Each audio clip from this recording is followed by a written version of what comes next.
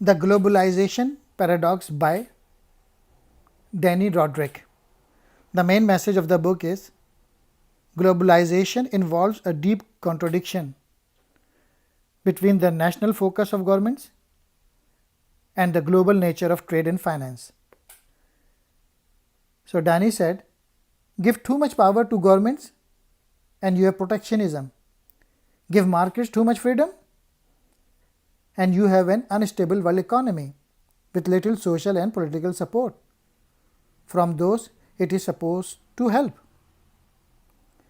He further said, we cannot have hyper-globalization, democracy and national self-determination all at once. We can have at most 2 out of 3. If we want hyper-globalization and democracy, we need to give up the nation state. If we must keep the nation state and want hyper-globalization too, then we must forget about democracy. And if we want to combine democracy with the nation state, then it is bye-bye deep globalization. There were valid labor and environmental issues with trade liberalization, but most countries' government believed that the only real route to prosperity was through eliminating trade barriers and national transaction costs. If the world could become more like one big market, the consensus said everyone would win. Then something changed. The British public's vote to leave the European Union. Francis Marine Le Pen talking to globalists as being an insidious species, and Donald Trump standing on an anti-globalization platform for the US presidency, calling for a return to high tariff walls to protect American jobs, the repeal of the NAFTA free trade agreement with Canada and Mexico, and withdrawal from negotiation from the TTIP and Trans-Pacific Partnership trade agreements. Each phenomena has become indicative of what Harvard Danny Roderick called the deep tension between national sovereignty and globalization. In short, his argument is that globalization should never be an end in itself, but a means for countries to achieve prosperity and freedom. The two architects of the post-World War financial order, America's Harry Dexter White and Britain's John Maynard Keynes, wanted to create an open system that encouraged trade, but they also knew that ignoring domestic polities would only lead to more political and economic instability. The freedom that nations had to move in the Bretton Woods regime led to varieties of capitalism.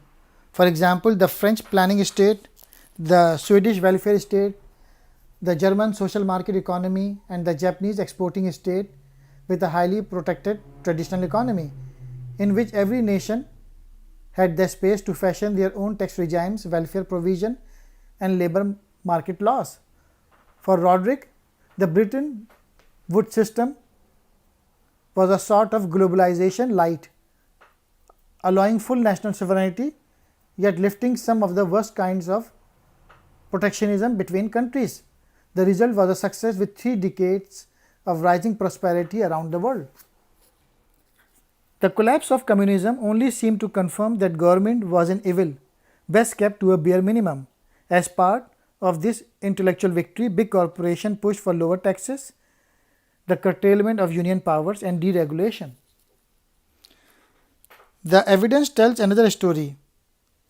The World Bank's own 1993 report, The East Asian Miracle, Economic Growth and Public Policy, largely funded by Japan, tried to explain how South Korea, Hong Kong, Singapore, Malaysia, Thailand, and Indonesia had succeeded economically by substituting imports with local made products and becoming exporters in global economy.